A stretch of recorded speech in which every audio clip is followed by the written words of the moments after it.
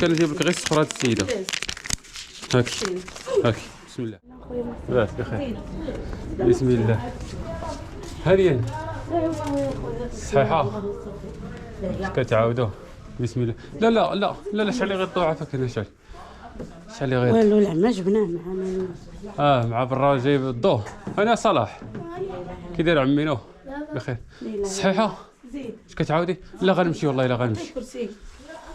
لا لا ما تجيب اجي الله يسهل عليك اجي غير اجي ديما انت نبقاو نجيو عندك بهذا والله راه سخونيت عليك قلت لك انا نجيب لك غير صفر هاد السيده.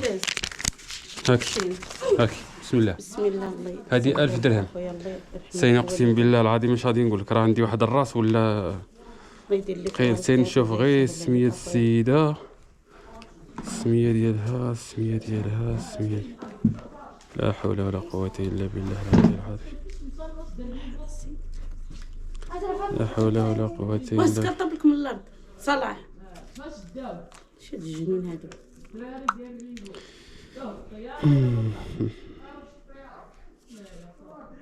المهم اختي سهام خليتها ندير راه غادي نقلب على سميه السيده وغادي نذكرها هنا في الفيديو صافي.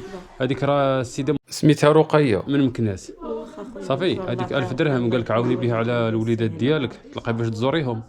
خلاص قلتي لي انت بعدا راه قربوهم لك الخنيفره. كاينين هنايا في خنيفره قربوهم لك الحمد لله الحمد لله. كتكون زياره عندهم. وبالنسبه مره اخرى غنولي نحط النمره ديالك هي في هذا الفيديو الا اتصل بك شي واحد يعني بغى يتعاون معاك. وكما كنقول لكم ديما ردي بالك من دوك النصابه صافي. ديما لاقاك شي واحد صيفطي لي شي حاجه ما تشديش معاه كاع الطريق هذاك يعني باغي ينصب عليك. ولا لا قالك حكا بغات تصيفط لك تلفازه ولا ثلاجه ولا هذا يعني حتى هو ما تشديش معاه. يعني اللي بغى يعاونك راه غير يكتفي غير بالسميه والكنيه صافي. حيت راه كيصونيو عليا ناس اخرين راه ولاد الحرام متابعيننا من اللور كيصونيو على الناس كيبغيو ينصبوا عليهم. المهم حضي راسك وتهلاي في راسك. المهم بعدا ما عندك شي اخبار على الدراري شويه؟ لاباس عليهم الحمد شويه لله الحمد لله. هو الحمد لله اختي الحمد لله. بنهار اش كتزوريهم؟ الجمعه ان شاء الله. دابا وليتي كتزوري بجوج في نهار واحد؟ بجوج في نهار واحد. ايوا الجمعه الحمد لله. عندهم الزياره بجوجهم تيخرجوا عندي بجوج. ايوا الحمد لله اللهم يسر اللهم يسر. هو صافي اختي بالصحه والراحه. المهم ديك الامانه راه ديال السيده ادعي معاها حتى هي. وكيف ما قلت لك راه النمره ديالك راه غادي نحطها في هذا الفيديو ان شاء الله صافي. الله يرحم الوالدين. يلا الله يعاونك. وما الاخوان الناس اللي ما عارفينش القصه ديال هذه السيده هذه الخوت عندها 4 ديال الدراري. عندها جوج مقبوطين ليها في الحبس. واحد تقريبا في عمره شي 21 عام والاخر عنده شي 18 عام هكا.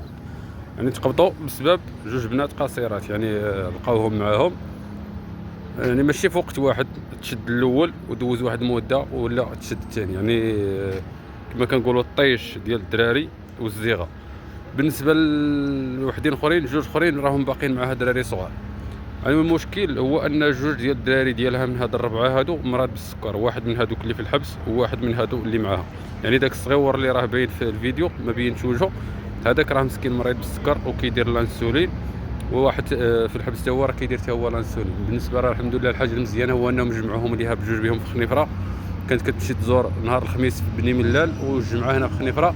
ولكن دابا راه ولات كتمشي غير نهار الجمعه بعدا نقصوا عليها شويه.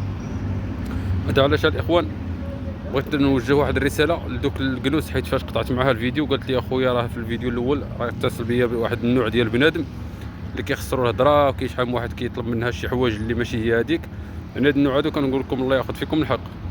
واللي عند هاد السيده هادي الله يبليكم به باش تحسوا بها وتعرفوا المشاكل اللي عندها وما تبقاوش ديروا بحال هاد الخسيل هادو. حيت باش تجرأ وتهز النمره ديال واحد السيد ولا السيده من الفيديو باش تبسل عليه وتعايروا فكون مأكد انك يعني الكلب راه احسن منك. حيت الكلب ما يقدرش يدير هكاك.